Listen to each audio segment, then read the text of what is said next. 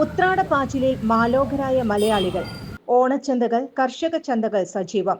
സർക്കാരിന്റെ പെൻഷൻ കിട്ടിയപ്പോൾ പല മുത്തശ്ശന്മാരും ഹാപ്പി. ഓണം അടിപൊളി. പ്രകൃതിയുടെ പൂക്കാലമാണ് ഓണക്കാലം. തുമ്പപ്പൂ, മുക്കുറ്റി, ചെമ്പരത്തി, കായാമ്പൂ, കോളാമ്പി, അരിപ്പൂ, ആമ്പൽ, കാക്കപ്പൂ, തെച്ചിപ്പൂ, ശംഖുപുഷ്പം. ഗ്രാമീണ ജീവിതത്തിന്റെ വർണ്ണപ്പകിട്ടുകളായ ഓണപ്പൂക്കൾ നിരവധിയാണ്. കുട്ടനെല്ലൂർ മേൽപ്പാലത്തിനു കീഴെ വഴിയോര വിൽപ്പന മലയാളികളായ കച്ചവടക്കാർ. വിവിധ വലിപ്പത്തിലുള്ള കളിമണ്ണിൽ ചായം തേച്ച തൃക്കാക്കരയപ്പന്റെ സാങ്കല്പിക സ്തൂപങ്ങൾ, പൂച്ചെണ്ടുകൾ, നാടൻ അച്ചാർ, പപ്പടം, ഇഞ്ചമ്പുളി തുടങ്ങിയ വിഭവങ്ങളുടെ വിൽപ്പന സജീവം. നാട് ഒന്നാകെ ഉത്രാടപ്പാച്ചിലിന്റെ തിക്കും തിരക്കും.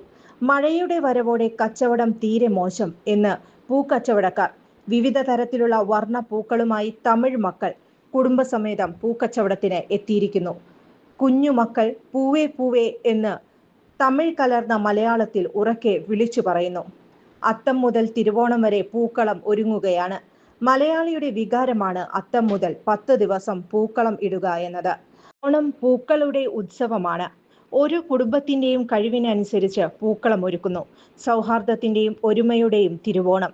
പൂവട്ടിയുമായി തൊടികളിൽ പൂ തേടി പോകുന്ന ബാലിക ബാലന്മാരും മുത്തശ്ശിമാരും പഴങ്കഥകളായി മാറിയിരിക്കുന്നു. പൂക്കൾ സുലഭമായി വിരുന്നുകാരായി നമുക്ക് വേണ്ടി വന്നിരിക്കുന്നു. വിവിധ വർണ്ണങ്ങളിലുള്ള പൂക്കൾ, മലയാളികളുടെ സ്വന്തം തമിഴ് പൂക്കൾ. ഉത്രാടപ്പാച്ചിലിൽ നമ്മെ കാത്ത് സ്നേഹത്തിന്റെയും സന്തോഷത്തിന്റെയും ഓണാശംസകൾ നേരുന്നു. കേരള ടൈംസ് മീഡിയയുടെ ഓണാശംസകൾ. മഴ കാരണം ഓണക്കച്ചവടം മോശമായി. എവിടുന്ന് വരുന്നേ? നടത്തറ. വളരെ മോശം. കച്ചവടമൊന്നുമില്ല. എന്ത് പറ്റി? മഴ കാരണം. ഉച്ച കഴിഞ്ഞാൽ കച്ചവടം ഉണ്ടാവും വിചാരിക്കല്ലേ? പൂക്കളൊക്കെ അങ്ങനെ കച്ചവടം ഉണ്ടോ? കച്ചവടം ഉണ്ട്.